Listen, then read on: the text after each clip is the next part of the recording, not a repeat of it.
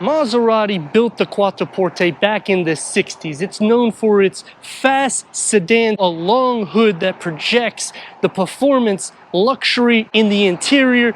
Maserati of Tampa has given us the 2022 Maserati Quattroporte Modena Nero Black. New this year, 3 power options. The Italian 4-door sedan is what Quattroporte stands for, and it goes against rivals like your BMW 7 Series, your Mercedes-Benz S-Class, your Porsche Panamera. The 6th generation sports sedan is taking it to another level because it's an Italian exquisite vehicle with performance to back it. Which one's going to be better?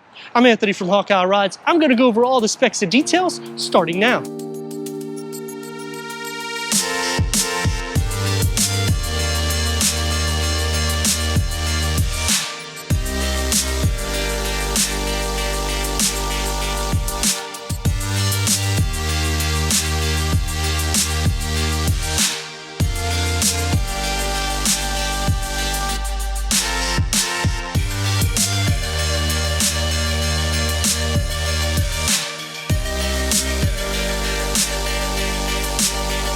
New Maserati Quattroporte we have has Nerissimo package. That's going to black out the grille, the badges on the side for the Modena, the Maserati badging, all the chrome aesthetics, taking it into the rear, blacking out the exhaust pipes. You got the diffuser blacked out with the grille pattern in the back. Comparing it to the 7 Series, that's going to be more of a luxury ride, where this one packs performance. Ground clearance is going to be just a hair under 4 inches. With a wide fascia, standard LED adaptive headlamps and daytime runnings, which it should be, because when you're in this price point, you're looking for all the luxury. That's what you're getting on the exterior. The grille, open mouth, like a shark bite, very aggressive, pushing out the fenders with the long traditional hood, 3 ports underneath the Modena badging, upgraded 20-inch gloss black wheels, the red brake calipers house, 6-piston Brembo front brakes with the disc reading at 14.2 inches, 4-piston in the rear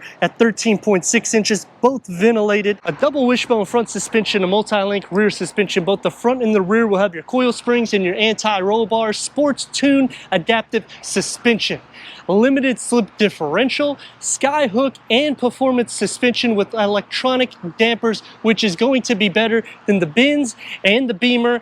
A length of 207.2 inches with a wheelbase at 124.8 inches, which is going to be shorter than both of the competition. LED tail lamps. I like how settled the trunk is, brushing into your Maserati badging with the chrome strip, Quattroporte, and then you get all of the aggressive business downtown. Quad exhaust outlets, black tips. I think this sets it a little bit more so towards the Porsche, because the Panamera will have a little bit of an aggressive setup, but this bad boy at its price point and what you're getting just sets a little bit of a different look, timeless, and that's what Maserati's going after. Going inside to your power tailgate to go inside at 18.7 cubic feet. We have some storage on the right side with a 12 volt. You have your spare tire tucked underneath the floor. Split fold the rear bench at a 60-40 split, maxing the cargo, which is going to be more than the Benz and the Beamer. This thing has over 400 horsepower, twin turbo engine. We got to go inside, start it up, give it some revs so you can hear that exhaust note.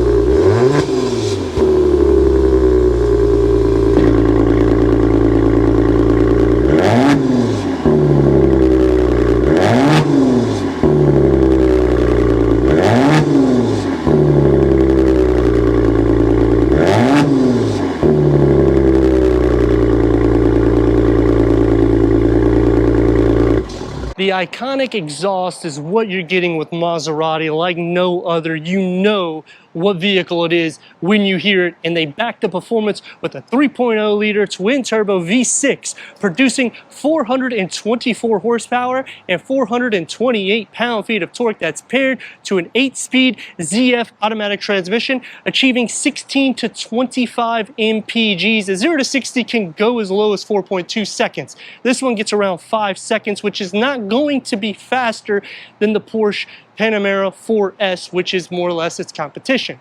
Quarter mile at 13.3 seconds, and a top speed will range from 166 to over 200 miles per hour, which would make it faster than the BMW and the Mercedes-Benz. So you're getting the elegant style, it's not going to be as long, you get the dynamics plus performance. Let me know in the comments what you think about the 2022 Maserati Quattroporte Modena. As we go into the interior, go over the tech, and take this for our test. Entering inside the Maserati Quattroporte Modena, headroom is going to be 38.5 inches with legroom at 41.5 inches, which is going to be better in legroom than all of the competition. Sports bucket front seats, 12-way power adjustment seats in the Rosa Napa leather. You get the badging blacked out, contrast stitching in the Nero as well. We have the Alcantara on the headliner that brushes from the A-pillars into the dash. Piano black wood trim with the silver in between, making the seamless look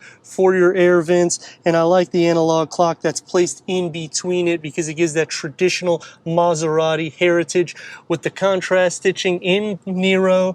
Coming into the driver's side, the piano wood just wraps around the whole dash, so it really sets a luxury image to the Quattroporte. New 10.1 touchscreen for the MIA that replaces the old 8.4 unit. We have the pinch, we have the swipe, click into the home button. Now you have your wedges here that you can just expand to make it easier for your audio sound system. Apple CarPlay, Android Auto, AM, FM, Sirius XM. You have your dual climate control settings. Click into your app so you can see everything we have. Wi-Fi hotspot. Switch it to reverse. We have full trajectory, a 360-degree reverse camera, the top view on the left side, and you can click on these icons here for your reversing. Also in the gauge cluster, you'll see your front and rear parking sensors. Click up here for your heated ventilated seats or your heated steering wheel. Click up here for any notifications that you have set, and then you also have your natural voice recognition. Turn on the AC.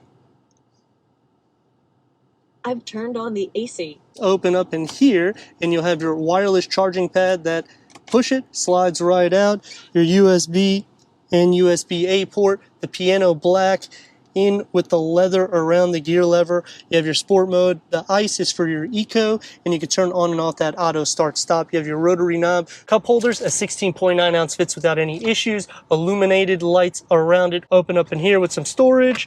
It's going to be more firm for your elbows, but you expect a sporty luxury interior. Open up inside, it's pretty deep. You got cup holders. This is also climate control regulated, as well as the glove box. Maserati's leather wrapped 3-spoke steering wheel, perforated on the side, soft Napa on the top, multi-function. I like the silver that goes into the lower trim of it. You get the paddle shifters that are made out of magnesium. The gauge cluster can go through an array of information for the driver, so it just makes it easier for you if you need to toggle through any of the vehicle information. For the door panel, we're going to get these soft materials pretty much everywhere. The piano black wood inserts, Bauer and Wilkins upgraded sound system, one touch up and down for all your windows. I like the contrast stitching, soft for the elbows, and a storage pocket that's pretty large with your additional speaker on the bottom. And I like the sporty flow that comes into the cabin because it truly is a timeless gem. Let's see how I look in the back. For the back seats, I'm at 35 inches of headroom, 43 inches of legroom. Again, the width comes into the back, so I do like the executive luxury that we're getting. Elbows are going to be soft, open up inside, and you got a storage pocket with a 12-volt USB port. You can lower the sunshades or raise them in the rear. Heated rear seats, dual air vents in the center. You have a little storage cubby right here, storage behind both of the front seats. The floor is not completely flat. You have the power sunshades for the rear. Door panel gets the soft materials pretty much everywhere with the contrast stitching, and you get that piano black. So the same segment that's in the front comes into the rear, soft where you rest your elbows. I like the little ashtray that they provide for you in your storage pocket. And what I like about the Quattroporte is it feels long enough in the back. It's not going to be as much as the Benz or the BMW. However, it's also not that long. So fitting two back here, not a problem. Let's see how I look in the center. Sitting into the center headroom, you can see I'm against it and I'm cockeyed.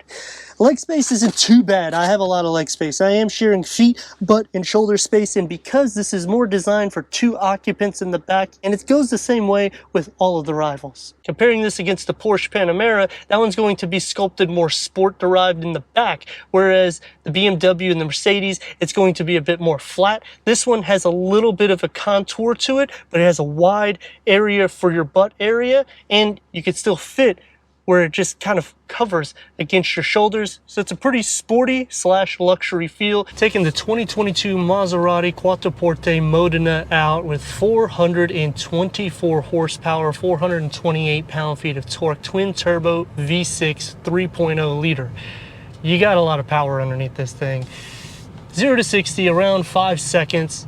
It's pretty good, especially for the price point that you get, and this is a longer vehicle. If you want the smaller vehicle, you'd go to the Ghibli, and then the times are going to change by a few tenths of a second. But realistically speaking, you can't go wrong with an executive / luxury timeless piece. And to show you for the ground clearance, just a hair under 4 inches. But you can go over speed bumps, just you're going to hear your front parking sensors here and there. Quarter mile at 13.3 seconds. Top speed around 166 to go over 200 miles per hour depending on the trim that you get. I like the fact that you have a family sedan with luxury that is captured all in the same. And when Maserati was developed, Ferrari thought about that. They said, you know what, we want a 2-seat sports car, and Maserati is the family car, hence Quattroporte being the 4-door. We have it in regular, we're going to put it into sport mode. We're going to see how well she performs in just a little bit. The paddle shifters, I like that they're stationed, and I do like the setup because it's very easy for configuration. Now, comparing it against BMW and Mercedes-Benz, you're going very plush with luxury. You're going to pack more performance in this vehicle. Obviously, if you get the 580, you're going to have more horsepower and torque than this model. Red light, red light, red light. Green light, here we go.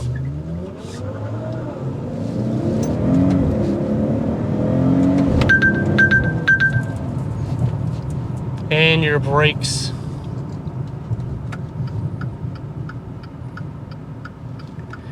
Again, you're getting a luxury and performance blend. This obviously also compares to your Audi A8 or even an S8. Just when you're looking at these vehicles, you also have to consider the price point. Yes, the Modena does escalate and you're going to be more into the 120s, give or take. But for a Maserati, it puts itself in a little bit different category because it's Italian where everything else is German that's going against it. Turn radius at a stop point is going to be right at 2 lanes, and to give her a little go.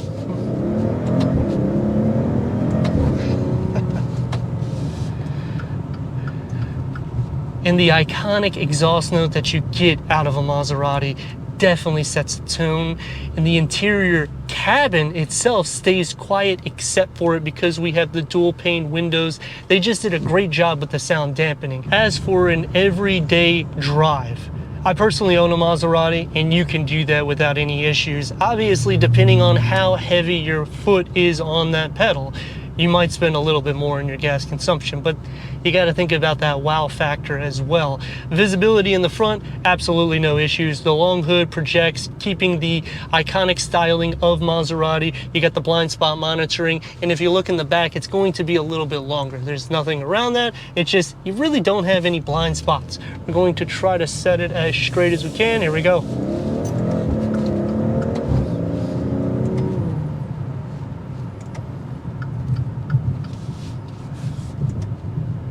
And otherwise, it's just super smooth and calm. I like the exhaust note. You get a little spit towards the end when you hit on a higher RPM. And the paddle shifters is definitely a delight. Now, there is 3 things I like and 3 things that I dislike. Is anything more than that, I'd be buying this Modena. The 3 things that I like about the vehicle is they keep the heritage true to the Quattroporte, which gives the 4-door sedan image, plus packing it with a sports car all blended in. Now, obviously, in today's time, there's a lot of rivals and there's a lot of vehicles that's doing this same thing. Just Maserati sets itself on a little bit different because it starts off as exotic, then luxury. The second thing that I like about the vehicle is we finally have the upgraded infotainment screen, and it doesn't look like they just threw it in the car. The last thing that I like about the vehicle is in the back seats, you actually have just as much leg space and head space as you do in the longer vehicles that are the rivals, and this is a shorter vehicle. The dynamics to it, they actually pay attention to this because you don't have to have a four-wheel steering for the Maserati. Whereas when you get into the Benz, the Beamer, the Audi, the Porsche, I can keep going on, four-wheel steering. Let's rock and roll. This is just your everyday drive.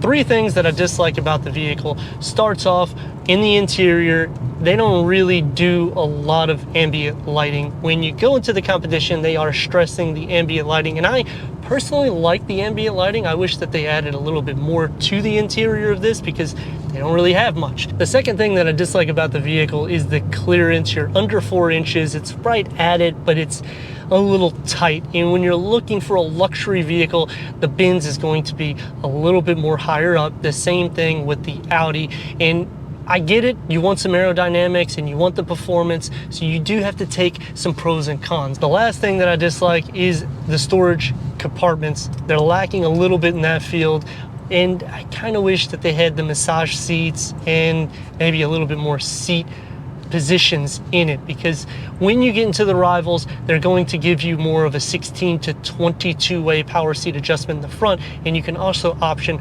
massage seats. For comfort, I feel like I sit up a little bit higher than I do in the Porsche Panamera, BMW, and Mercedes, even though the clearance doesn't suggest that. I like how it keeps itself very composed. It also is very tight, so you can see the steering is going to be a little bit more artificial. For a long journey, it basically ticks that box. I like to thank Maserati of Tampa for giving us this 2022 Maserati Quattroporte Modena for our car review. If you're already a subscriber, thank you for being part of the Hawkeye community. If not, click the next video, the subscribe button, check out the details, merchandise website, and everything we do here at Hawkeye Rides.